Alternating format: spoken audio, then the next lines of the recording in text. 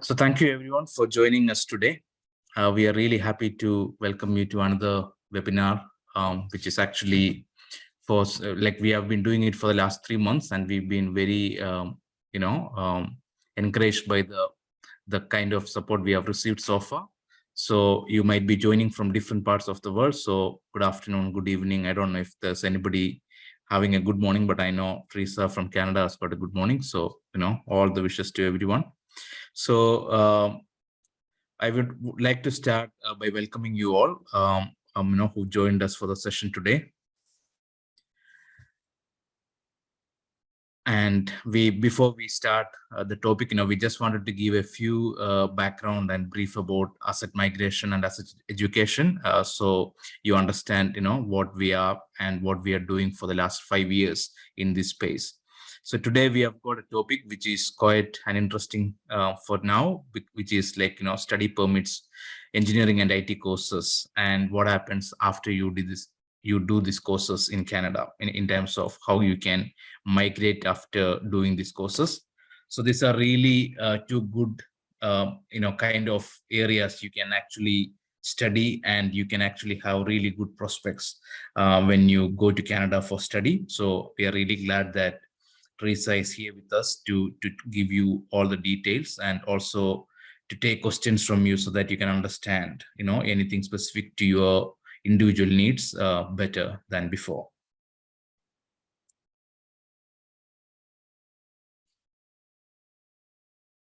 So just a very few details about Asset. We've actually started in 2018, and we actually have a migration service. We've got an office here in Australia, and also, Teresa, who's our partner from Adapt Immigration, she's based in Canada, and we do education as well, both to Australia and Canada. And these days, as you know, like we're talking about technology and IT courses today, and we are also very happy that we are an IT company as well. So we have IT business in Australia, India, and the US, where we work for a number of .NET software development projects for a US client. So we're not only just talking from our education and migration background, but we are also talking from our lived experience in the technology space.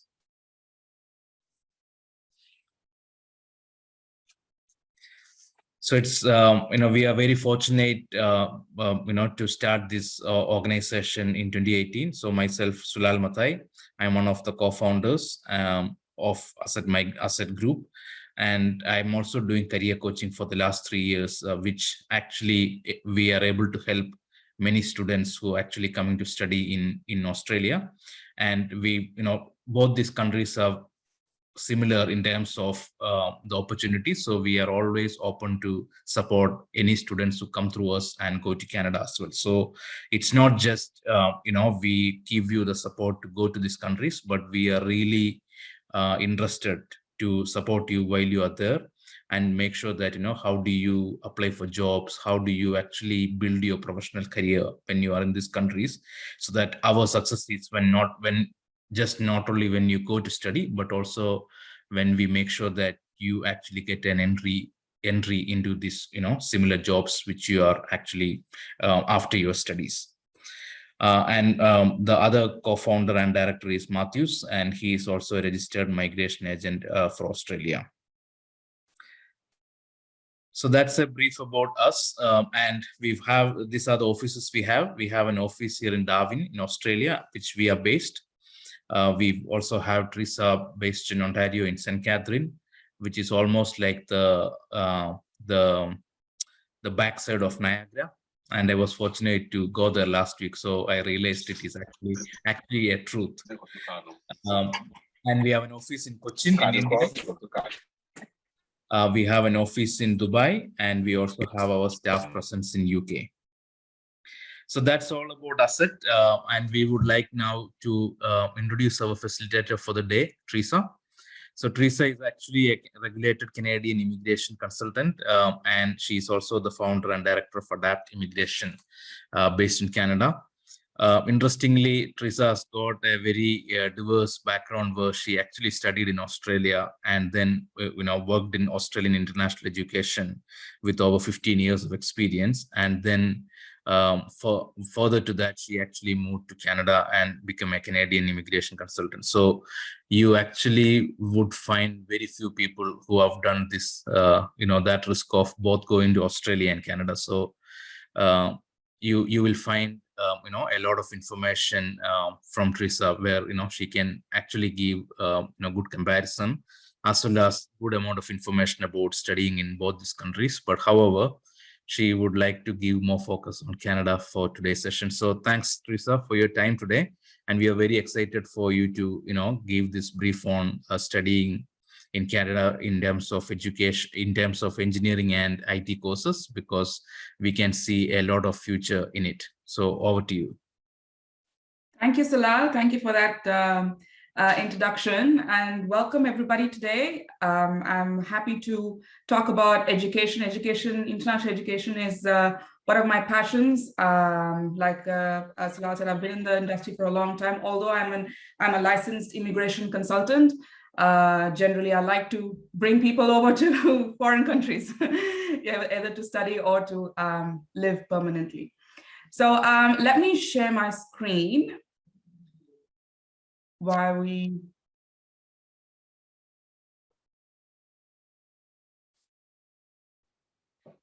So what are your takeaways for today? First of all, you're going to know about Canadian education, what it's good for, why Canada, and what are your stages for success. When I say stages of success, it's more towards what do you get at the end of it, right? Then we're going to talk about your engineering courses, just a few examples of the engineering courses and top IT courses as well that is popular in Canada. We're also going to take away information about what you're going to do after your studies, and then your immigration options, and then we're open to questions. So please stay tuned while we go through these presentations. Also, if you have any questions, please put them on the chat box, and then we'll get to them when we are open for questions.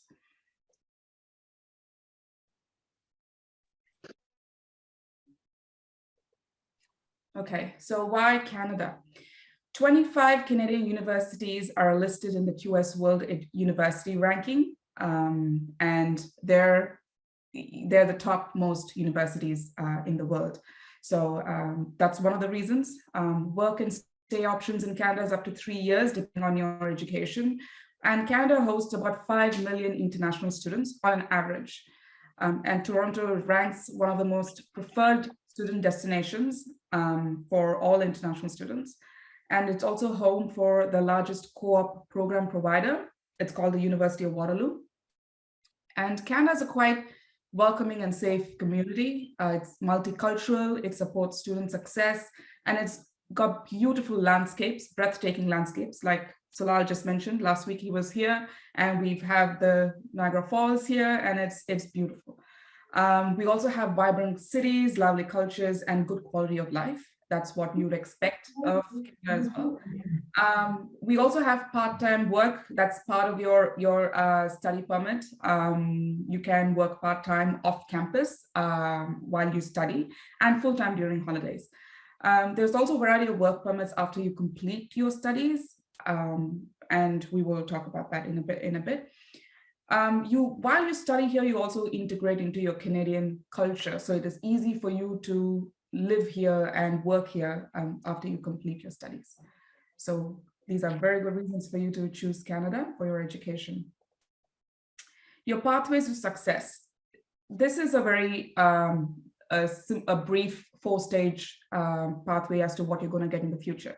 So the first one is your admission to a DLI. Not all colleges and universities are a DLI. So we need to, when you apply for one, we need to check whether it's a DLI a college or a university. You submit the application for your study permit, you get your PGWP, which is a postgraduate work permit you get after your education, and then you immigrate with PR options into Canada. why study IT or engineering courses in Canada? It has ample opportunities for students graduating engineering and IT, or who have already graduated engineering and IT courses back in their home country, because there's a lot of people who have a background of engineering and come here to either specialize in a particular course. So there are a lot of opportunities here that you can look into. The quality of education in Canada, like I said before, is excellent. The lecturers and professors are highly skilled, and they're most of the one of the main qualities, or one of the most requirements for a lecturer will be to be an expert in their field, or to have a PhD. So all the classrooms have high quality and modern equipment. Engineering and IT in Canada, engineering IT courses in general are recognized worldwide. And also with an ever-growing demand for engineering goods and technology, the engineering IT courses are popular. This also would go for mixing businesses. So for those who have a background of engineering, could come and do something in business, which gives a good combination of engineering and management experience. And that's a good field to be in right now, because there's a lot of engineering goods and technology. Someone needs to manage them.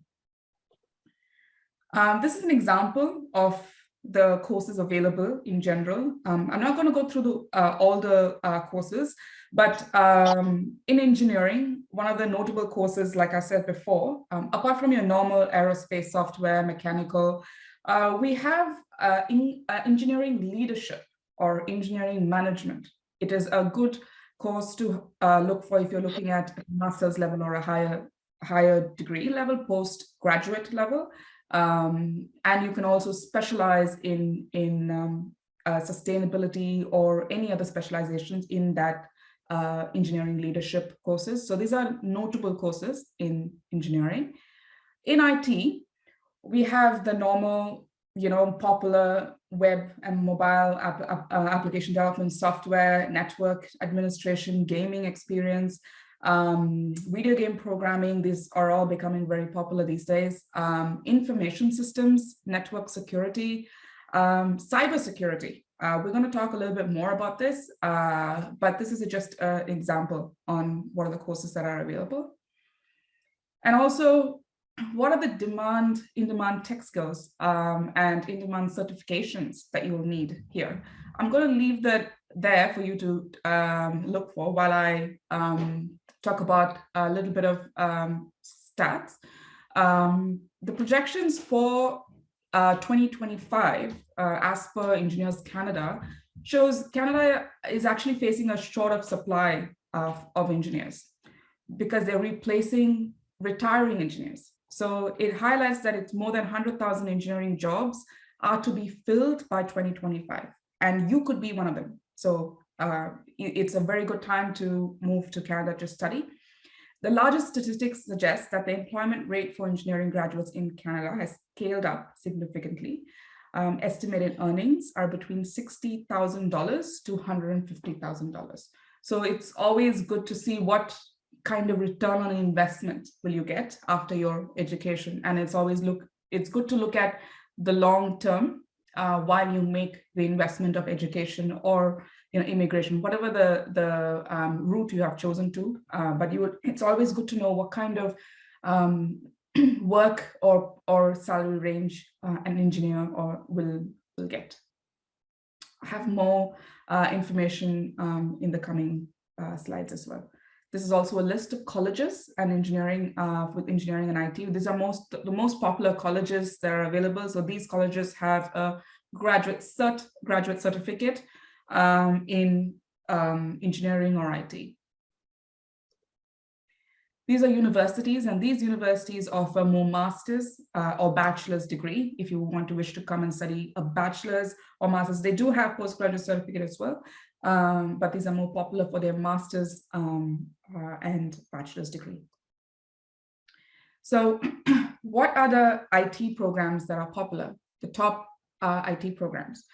We have a diploma in cybersecurity and risk management. And what do these people do in their careers? They become risk analysts, cybersecurity risk manager.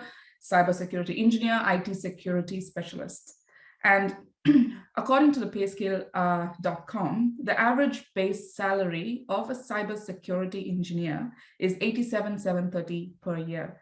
And early career in this field earns an average of $76,000, while an experienced cybersecurity professional will receive a $98,000 annually.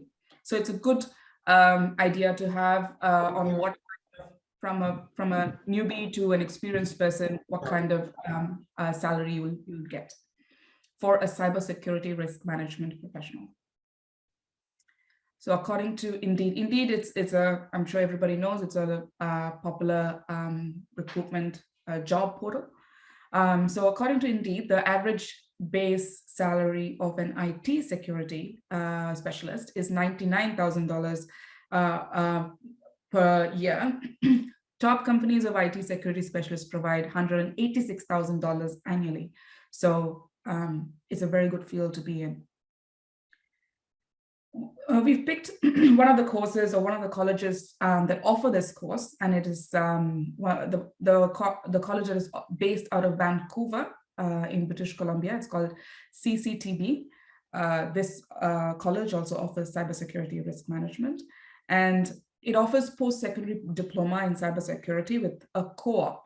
Co-op means you can work during your studies, and the work experience placement represents 50% of the total program, and which means that 50% will be more practical, work-oriented as part of your course.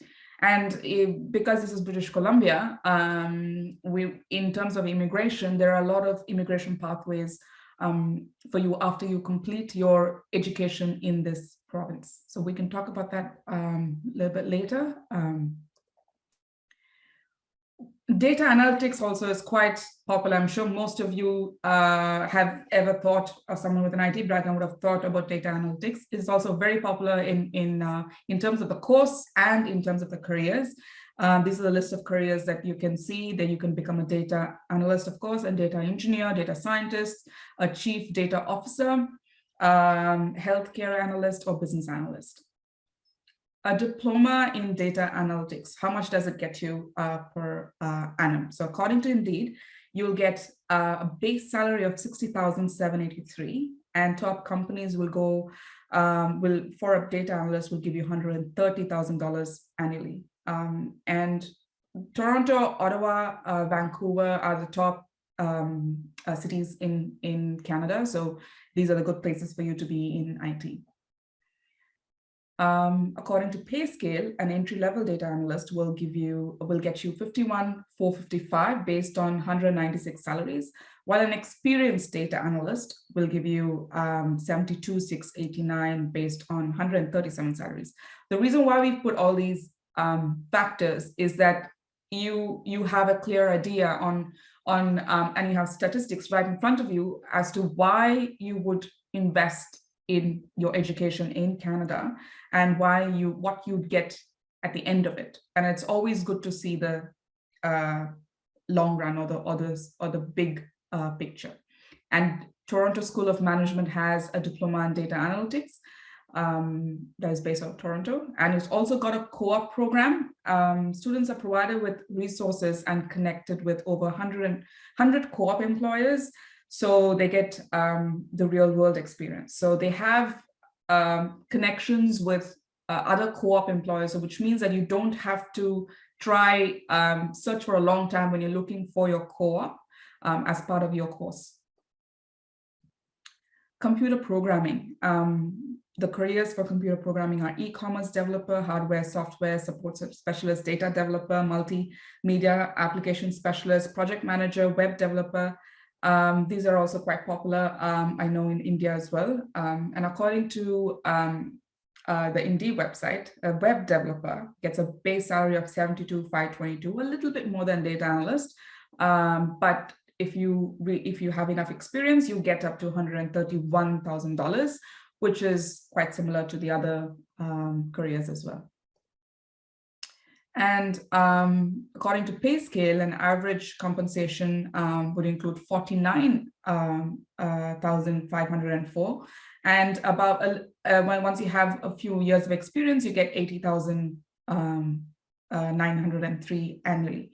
So if you compare, if you're ever looking at choosing, if you have a background of computer science and you're looking at choosing which field to go to, these statistics will give you a good idea on what you would get, or what kind of employment or what kind of salary you would get after you complete your studies. So it'll help you choose your programs better. And computer programming is available at Niagara College, Toronto. It's based, although it says Niagara, it will be based out of Toronto in their Toronto campus. And you'll have as a computer programmer, you're adept to databases, interactive multimedia, software development, and poised for success in the digital world. At Niagara College is a 2-year program composed of hands-on lab work, in-course community-sponsored projects, and applied research opportunities. So we've taken a look at all the, not all, but a few popular IT courses and engineering courses. So you have now an idea on what kind of courses are available in these colleges and what kind of salaries you would get after you complete your education. So what will happen exactly in terms of immigration after you complete your study? You have to apply for a PG diploma, PG work permit, basically, sorry. The PG work permit, postgraduate work permit will give you the years of, depending on the number of years you have studied, you would get the work permit accordingly, and you will be able to work full-time. Let's say you finish 2 years of work, 2 years of study, you would get 2 years of PGWP. You finished 1 year, you get exactly 1 year. So you can apply for this work permit and gain your local experience and integrate into the Canadian work culture. And this is good. This is the time you're going to get your international exposure and your work experience as well for your future immigration options. And after you finish at least 1 year, after you finish your 1 year of postgraduate work permit, you would be eligible to apply for the Canadian Express class. So even though you have 2 years or 3 years of PGWP, even just after you complete 1 year of eligible full-time work experience in Canada, you will be able to apply for your PR. And in the Express entry, out of that, the Canadian Express class will be the best option for you, and it's the most popular option as well. And depending on your CRS scores, you will be invited. You'll be in the Express entry pool, and you'll be invited to put an application for your permanent residency. Once you have an invitation, you'll be ready to submit your application, and your PR will, right now the processing time is about 6 months, is what the minister has promised. So, so 6 months, you'll get your Canadian PR after your 1 year of work experience in Canada. I have a few frequently asked questions here, but do we have any questions yet, Sula? No, I haven't seen any questions, but like we mentioned in the beginning, if any of you have questions, feel free to add it in the chat, and we'll answer it as soon as we see, or you can also ask. But Teresa, you can continue this. I think we will get questions as you complete the FAQ. Okay, these are the most common questions I get when I do study permits. So that's why we have it here. But if you have anything specific towards engineering or IT, or any particular course that you're looking at, or your backgrounds, please put the questions in the chat. Most of the people who come to me come for immigration, and they don't have enough points to qualify for immigration. So they say, can I go and study? So they ask me, do I study or immigrate? I say this is up to you. This is completely up to you, your priorities, your situations back home, your depending on your family, it's up to you. But whether if you're coming to immigrate and you are able to wait and get your scores, that's great. But if you are coming to study, you do have to, in your application, say that you're coming to study as a genuine student, so you have the good intentions, and that's what you would be writing in your statement of intent as well. So it's important that you study for the right reasons, although you know that you're going to in the future look at immigrating and coming into Canada permanently, but you still, while you're studying, you still need to have the genuine intentions of coming to study. How do I explain gap years? Some students have gaps between their education, and it's important in Canadian, for Canadian universities or colleges to know exactly what you've done. This depends again individually. Individually, what happens is sometimes people would have done their work, they would have gone and between their studies, they would have been, most of the time, they'd be working. We can show that. That's a very good reason. Some have long, and some are studying again at a shorter course. Some are starting their immigration process of doing IELTS. So there's a lot of reasons depending on what your personal background is. And I think that's depends on the individual people, and we can explain that I can help you explain that in the statement of intent as well. So that's for gap years. What do I include in my statement of intent and purpose? We generally give you a draft of what is needed or what is required, and we would then help you, but you'll need to tell your story.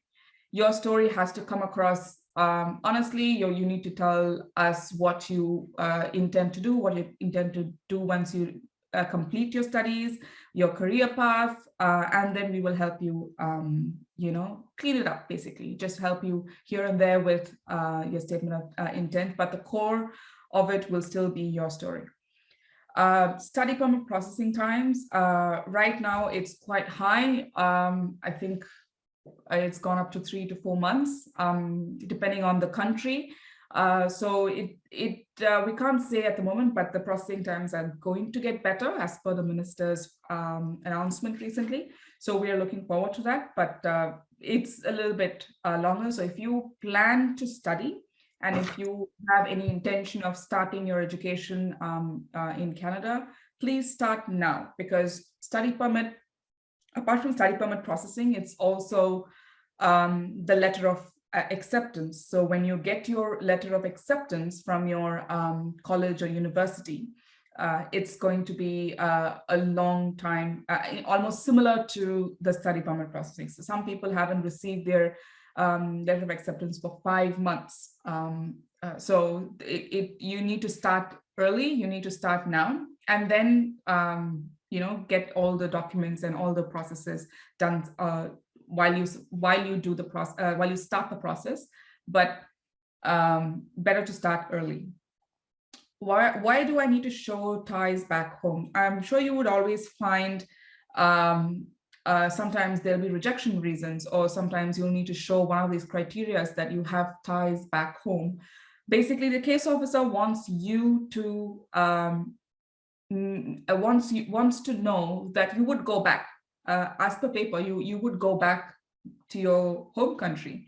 And what are the ties that you have in your home country? So if you'd have no ties, it just means that you're on a study permit here, which means you're on a temporary resident visa. So you're temporarily staying here, and you could stay here permanently. Although if you are eligible, that's different. But if you're not, then that's the fear that the case officer has, right? So you have to show some type of ties back home. This could be your family, this could be funds, this could be any other ties back home that you think will be appropriate for your situation. Should I go for 1 year or 2 years program?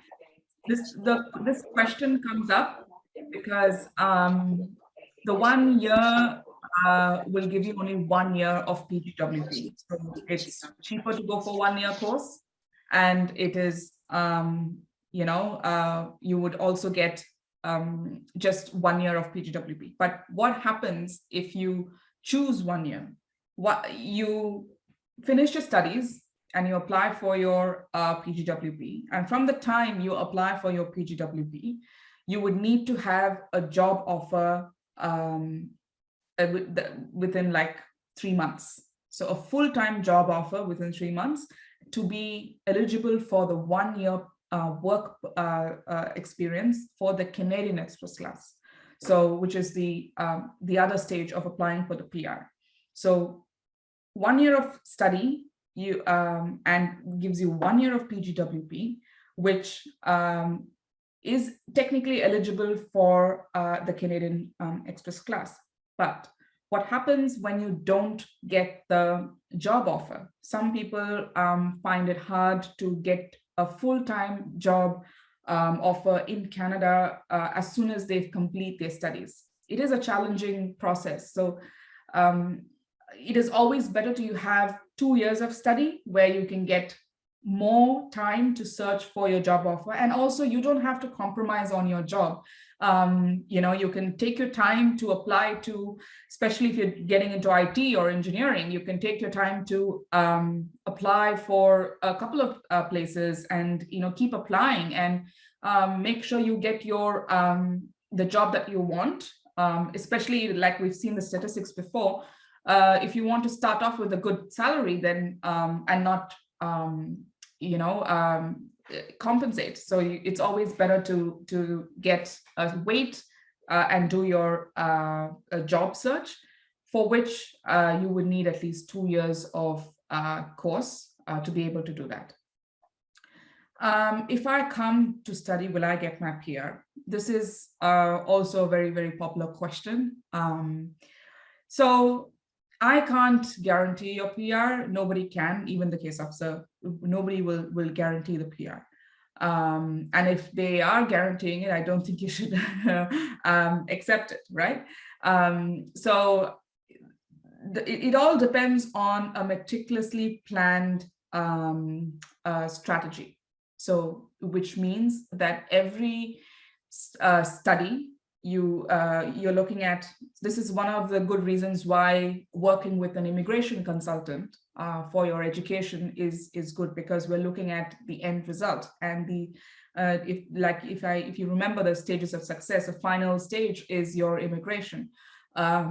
We will be able to better put in your strategy plan as to what kind of end result you will be eligible for. So for that, we calculate your study, your PGWP, your potential CRS scores for your Canadian Express class, and then your final PR. So whether you'll be actually eligible to apply for your PR.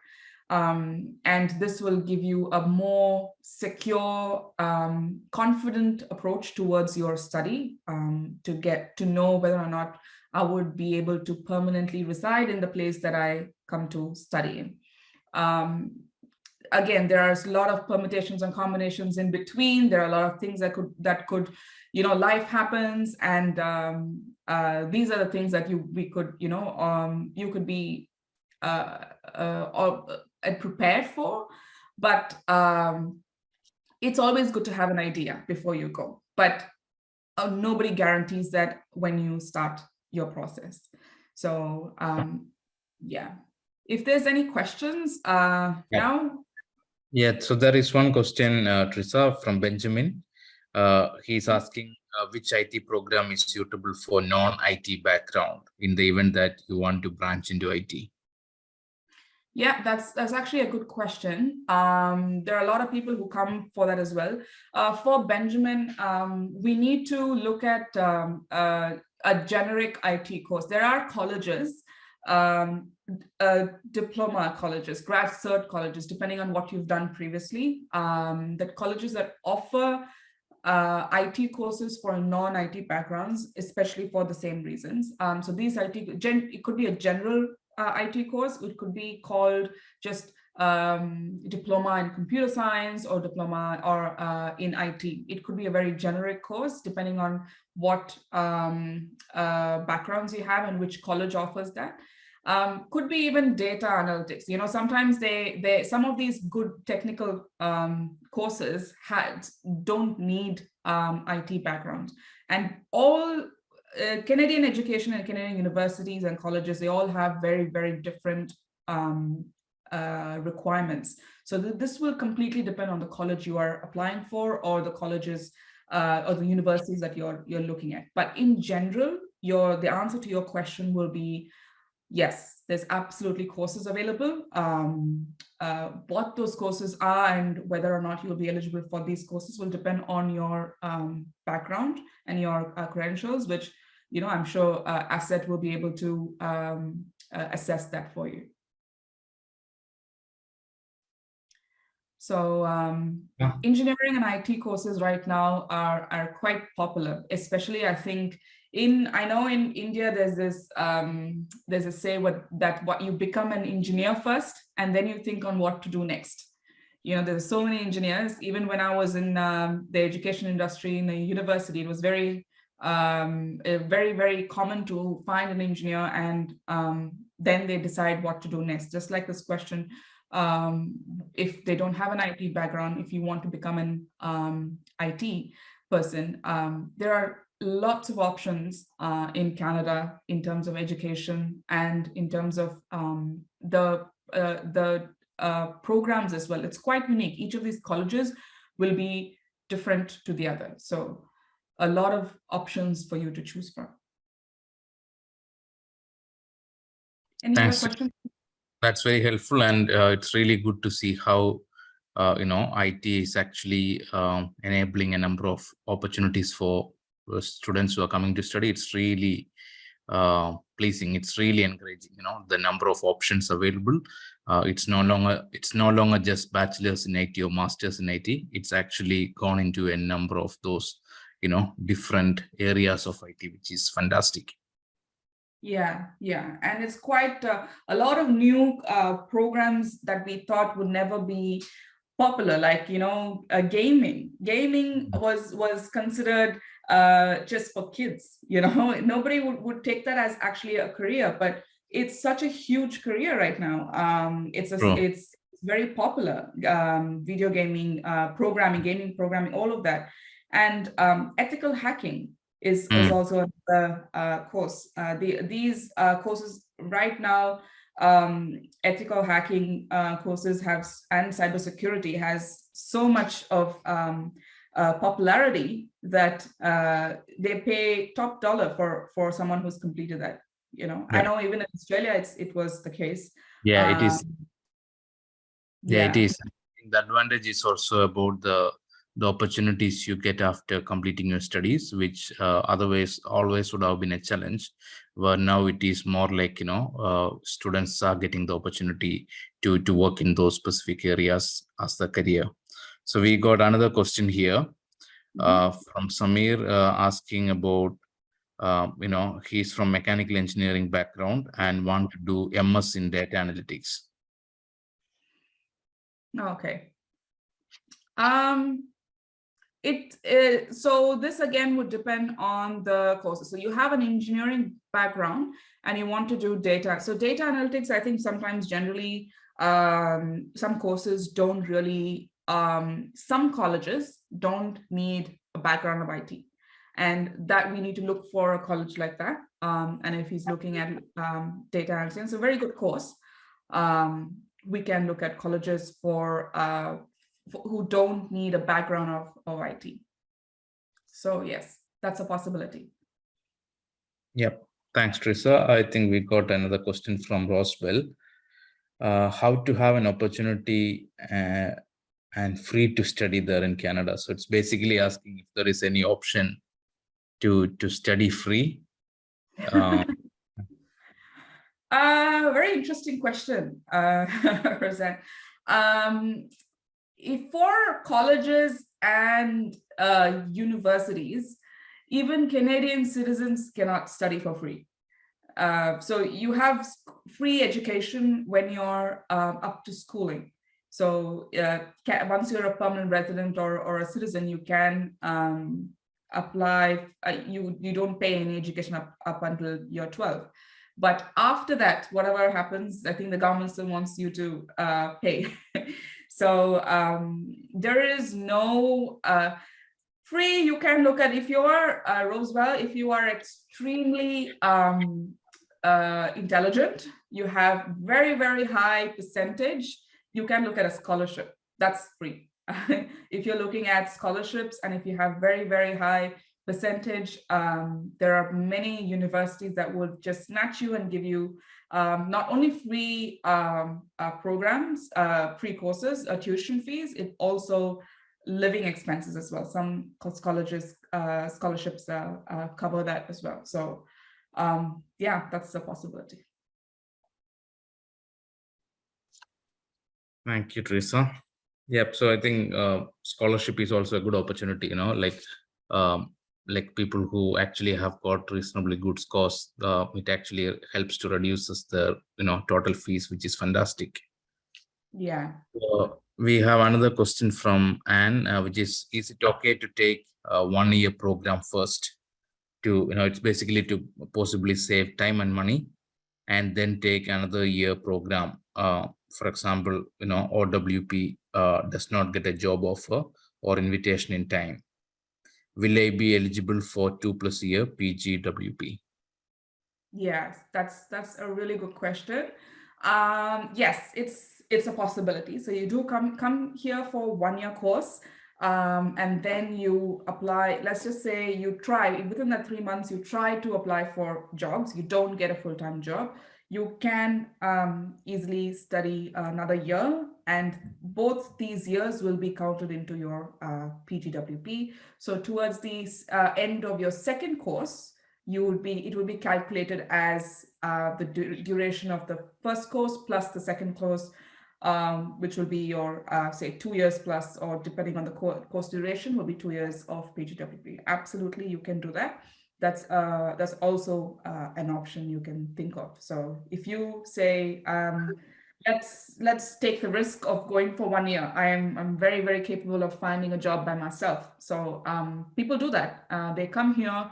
And they take the 1-year course and they look for job opportunities. Some secure really good jobs. It's not impossible. They do secure. I have a student who completed 1 year, 8 months of course, and she secured a job. This was in mental intervention, and she secured a job with Nova Scotia Health. It's a government job. Within the time frame she completed. So it is it is possible, definitely possible. But for as a backup, because your entire immigration and PR depends on this. So as a backup, generally we say take 2 years. But even if that's not a possibility, you can try and then go for the second year course after you complete your first year and you think that you need more time to look for your job offer. Thanks, Teresa. I think Benjamin had one more question, which is about whether he needs IELTS to apply to the colleges we listed. Yes, IELTS is mandatory. Depending on the colleges you're applying for, the entry requirements will be different. So some colleges will need only 5.5 for diploma courses, and most colleges would need at least 6 overall, and no band less than 6. So IELTS, it is mandatory even for your study permit as well. So it's something that you need to probably start working on. If you think that that's something that is challenging for you, you need to start working on your IELTS to get enough time to get your good scores. And the higher you score in your first IELTS test, the better you will be when you apply for your PR, because even for your PR, you will need your IELTS, IELTS general training. For study, you'll need an IELTS academic.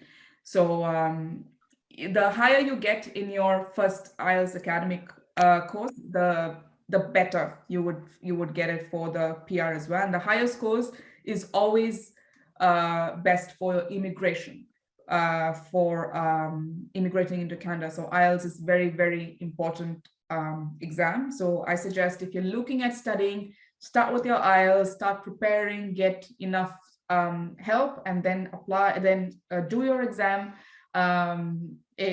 more confidently.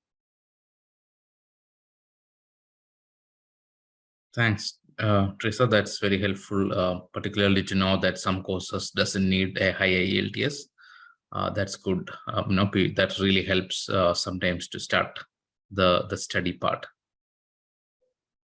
Yeah. Thank you so much, participants. Anyone got any other questions? If you ready to shoot the question, you can also ask. You don't really have to type. You can also ask. I think we've covered most of the programs. I was very, very clear that everyone has notes, absolutely clear, no doubts at all. I'm sure there's more that you would think of when you put yourself in this, when you start your process. And Asset and me, we were both, we'll be able to guide you throughout the journey from the start to the finish. And that's one of our programs that we offer as well. Everything from the study to from the time you start your IELTS coaching, from the time you start thinking about studies to moving to a new country, we'd help you with that. So any questions that you would get while you're doing your process as well, we'll be happy to help you. And yeah, I right now, all of you are here because you have thought about studying in Canada, or thought, or probably already in the process, or looking at immigrating. I think this is your first step to one of the first stage of success, right? This is your first step, and you've taken your first step, so congratulations. Now you need to make your put the thoughts into action and get your process going. And in this, if there's no other questions, I just like to still wish everyone all the best for your journey. And I really wish more immigrants come into Canada, and with their education and with their backgrounds, and that's what makes Canada great as well. So I'm sure Asset can give you information on how to contact them to start this journey of yours. Hi, Joseph. I have an IELTS score 6 in general training.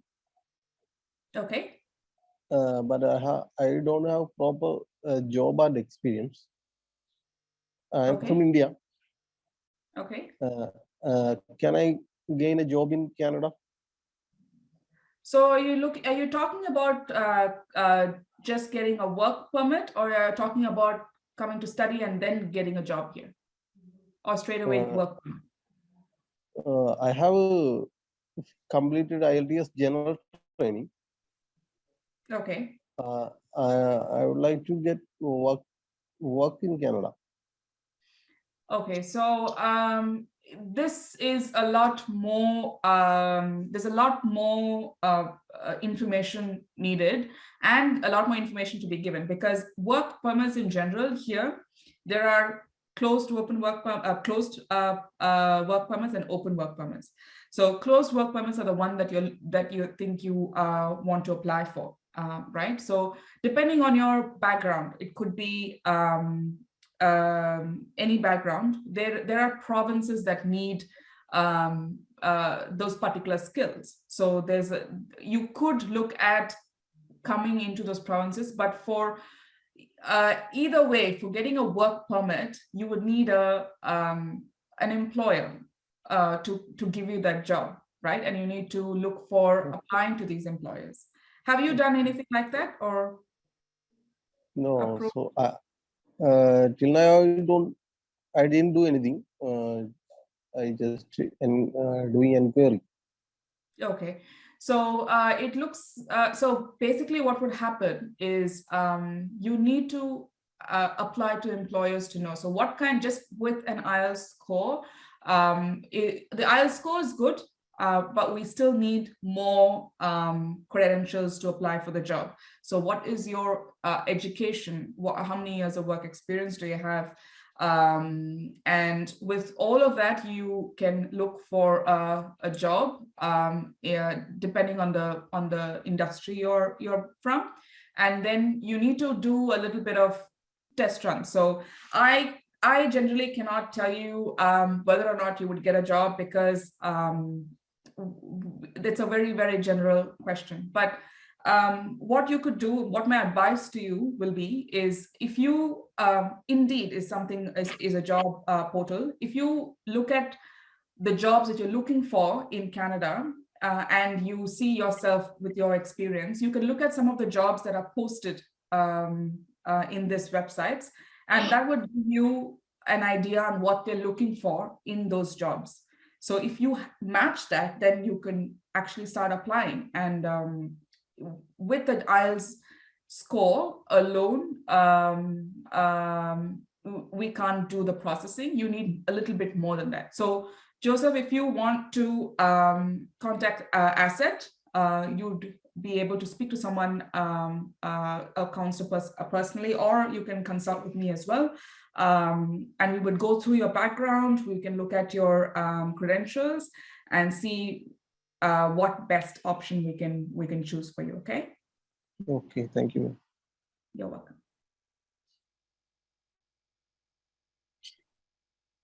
Trista, we haven't got any other questions, but I know, like you said, we encourage any participants, if you got further questions, it's not for now, but as you go through all, you have to digest all this information, and then if you come across questions, please reach out to our counselors. They'll be more than happy to provide you initial assistance, and if needed, then they will also get you connected to Teresa.